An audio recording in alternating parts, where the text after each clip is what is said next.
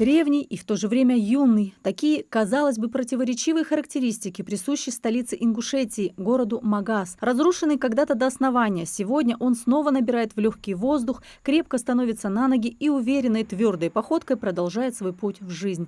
Возрожденный город теперь как символ. Он доказывает, дух людей гор не сломить. Вот здесь за нами виднеется развалины древнего аланского городища Хатой-Борс. Это одно из крупнейших фортификационных узлов аланской эпохи, исследовано еще советскими археологами и поражающий своими размерами до нашего времени.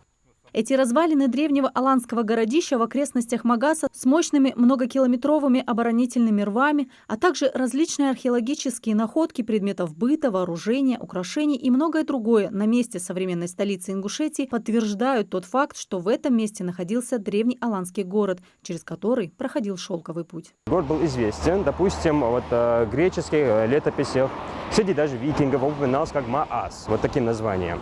А среди арабов он был известен как Магате.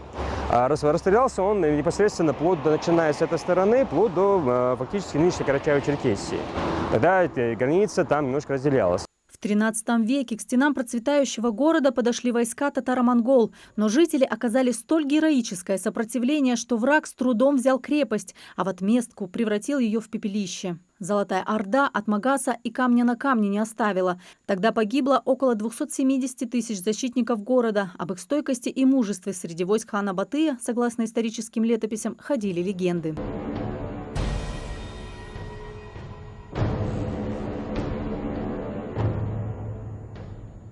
Тогда народы Кавказа не сталкивались с такого рода мощью, то есть агрессией, ужас, которые проводились этой войной.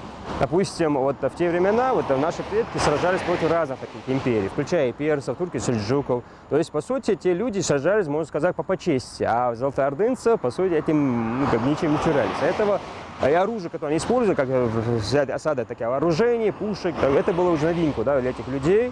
Сейчас бы Магас мог отметить 1082 года со дня основания, но после полного уничтожения его возрождение началось лишь с 1994 года, когда президент Российской Федерации Борис Ельцин подписал указ о строительстве столицы Республики Ингушетия. На этом архивном видео президент Ингушетии Руслан Аушев закладывает первый камень. Впоследствии с него начнется строительство нынешней республиканской столицы. Сегодня у нас есть система власти, сегодня у нас есть мудрые старики, у нас есть сегодня духовенство.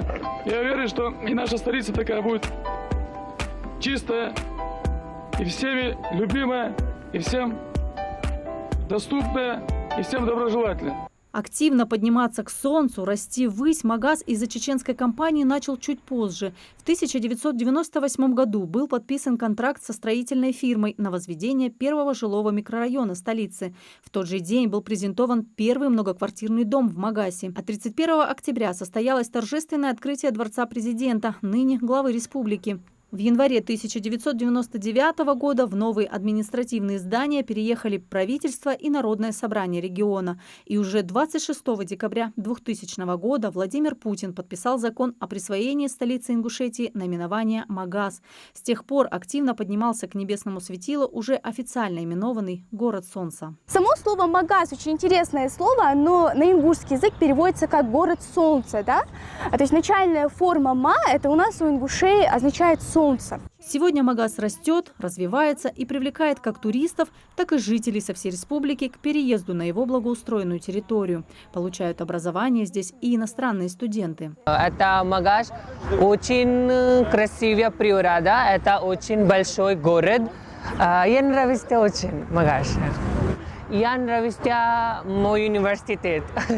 Я очень нравится я студент Ингуш Стейт университета. Я нравится все преподаватели. В настоящее время Магас – это современный, динамично развивающийся город со своей уникальной башней Согласия, которая является самым высоким этнографическим музеем в мире, единственными в России аллеями отца и матери, прекраснейшими видами на Кавказские горы. Здесь все пропитано духом национальной культуры. Магас – один из немногих городов, который был построен специально как столица. С каждым годом здесь увеличивается количество объектов, многоквартирных домов, школ и детских садов, а численность населения на сегодняшний день день составляет более 19 тысяч человек. Хочется пожелать городу солнца светить и согревать каждого, кто переступил его порог, как и самое важное для всего живого на земле – звезда. И пускай небо над Магасом будет мирным, чтобы жители и гости всегда могли наслаждаться лучами небесного светила. Анастасия Шишина, Султан Булгучев, Магас 24.